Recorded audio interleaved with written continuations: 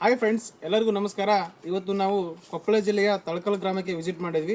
ನಮ್ಮ ಹನುಮಂತಪ್ಪ ಸರ್ ಅವರು ತೋಟಗಾರಿಕೆ ಇಲಾಖೆಯಿಂದ ಸಬ್ಸಿಡಿ ದರದಲ್ಲಿ ನಮ್ಮ ಹತ್ರ ಜೇನು ಪೆಟ್ಟಿಗೆನ ಪರ್ಚೇಸ್ ಮಾಡಿದ್ರು. ಈಗ ಆಲ್ರೆಡಿ ಸತತ ಮೂರನೇ ಸಾರಿ ನಾವು ಜೇನುತುಪ್ಪವನ್ನು ಅವ್ರ ತೋಟದಲ್ಲಿ ತೆಗಿತಾ ಇದ್ದೀವಿ. ಅವ್ರ ಜೊತೆ ಮಾತಾಡೋಣ, ಯಾವ ರೀತಿ ನಮ್ಮ ಹತ್ರ ಜೇನು ಪೆಟ್ಟಿಗೆ ತಗೊಂಡಾಗ ಅವ್ರಿಗೆ ಯಾವ ರೀತಿ ಎಕ್ಸ್ಪೀರಿಯನ್ಸ್ ಆಯಿತು.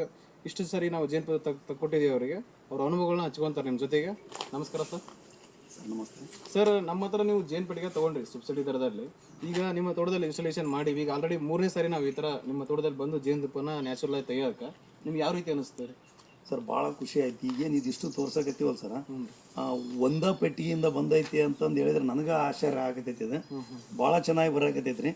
ನಾನು 2 ವರ್ಷದಿಂದನೂ ಪೂರ್ತಿ ಲಿಂಬುಗ, ಎಸ್ಪೆಷಲಿ ಲಿಂಬು ಯಾವ ಥರದ್ದು ರಾಸಾಯನಿಕ ಟ್ರೀಟ್ಮೆಂಟ್ ಇಲ್ಲ ಸರ್. 2 ವರ್ಷ ಮುಗಿದು 3ನೇ ವರ್ಷ ಆಯ್ತು. ಈಗ ನನಗೆ ನಿಜವಾಗಿ ನಂಬಿಕೆ ಬರೋಲ್ದು ಇಷ್ಟು ಬರುತ್ತಾ ಅಂತಂದು.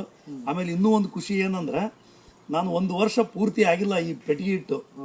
ಮೋಸ್ಟ್ಲಿ ಇನ್ನೊಂದು ತಿಂಗಳು 2 ತಿಂಗಳು ಆಗ್ಬೇಕಾಗತ್ತೆ. ಮೂರನೇ ಸಲ ನನಗೆ ಅದು ಬಹಳ ವಿಚಿತ್ರ ಆಗತೈತ್ರಿ. 1 ವರ್ಷ ಆಗಿಲ್ಲ ಅಷ್ಟರಲ್ಲಿ ಈ ತರ ಆಗೈತಿ. ಕೇವಲ 4 ಬಾಕ್ಸು ಒಂದ್ರಾಗ ಇಷ್ಟು ಬರಕತೈತಿ. ನನಗೆ ಅದ ವಿಚಿತ್ರ ಆಗ್ಬಿಟ್ಟೈತ್ರಿ ಅಂತ, ಹಿಂಗೆಲ್ಲ ಬರ್ತಾ ಅಂತಂದು. ಅದ್ರ ಜೊತೆಗೆ ನಮ್ಮ ಹತ್ರ ನೀವು ಅವರು ಜೇನು ಪೆಟ್ಟಿಗೆ ಪರ್ಚೇಸ್ ಮಾಡೋದ್ರಿಂದ ನೋಡದಲ್ಲಿ ಪಾಲಿನೇಷನ್ ಆಗಿ ಯಾವ ರೀತಿ ನಿಮಗೆ ಸರ್, ನಾನು ನ್ಯಾಚುರಲ್ ಫಾರ್ಮಿಂಗ್ ಮಾಡಿದಾಗ ಮೊದಲನೇ ವರ್ಷ 2ನೇ ವರ್ಷ ಈಲ್ಡ್ ಸರಿ ಬರಾಗಲ್ಲ, ಕಡಿಮೆ ಬರ್ತಾ ಅಂತ ಹೇಳ್ತಾ ಇದ್ರು ಸರ್.